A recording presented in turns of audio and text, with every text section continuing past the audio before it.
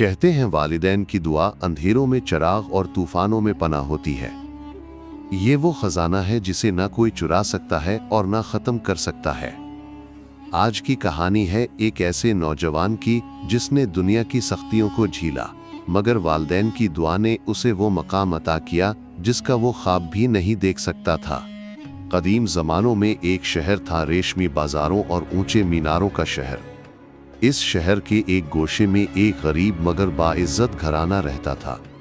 घर का सरबराह एक ज़ईफ और बीमार आदमी था जिसे लोग फ़कीर अब्दुर्रहमन कहते थे, और उसकी बीवी एक साबिर और मेहनती औरत थी जिसका नाम आमना था। उनके यहाँ एक ही बेटा था जिसका नाम हारिस रखा गया। हारिस बचपन ही से गरीबों जैसी जिंदगी गुजार रहा था। कपड़ों पर पेबंद, पेट अक्सर खाली, मगर आंखों में एक ख्वाब चमकता था।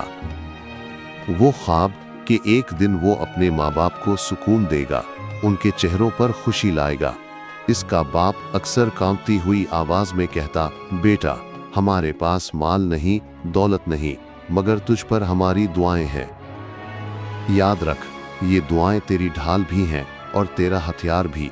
वक्त गुजरता गया। शहर में लोग दौलत के पीछे भाग रहे थे, मगर हारिस के पास सिर्फ अपनी माँ बाप की दुआएं थीं। वो इल्म हासिल करने की ख्वाहिश रखता था, मगर किताबें खरीदने की इस्तिताअत न थी। कभी वो मस्जिद के इमाम से सुन लेता, कभी बाजार में उलमा की बातों पर कान धरता।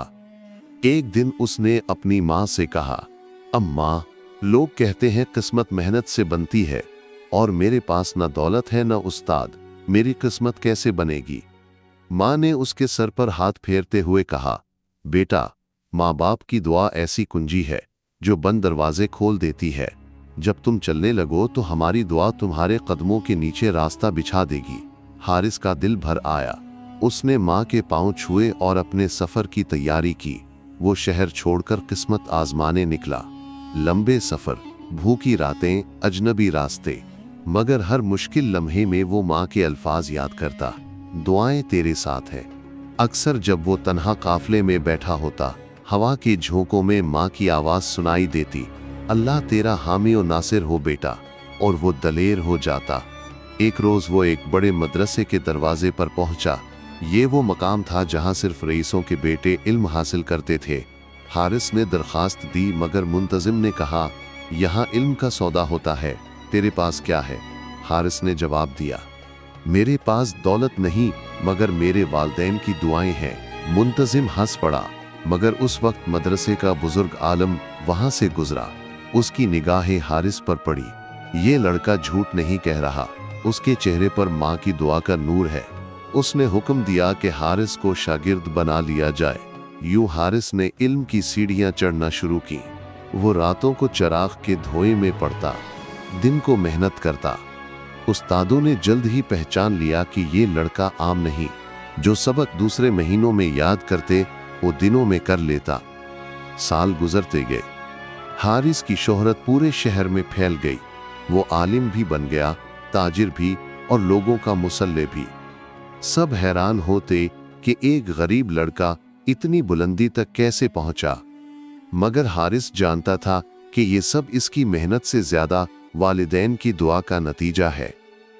वो अक्सर कहता, मैंने जो चिराग जलाया उसमें तेल मेरी माँ की दुआ ने डाला और बत्ती मेरे बाप की आहों ने रखी।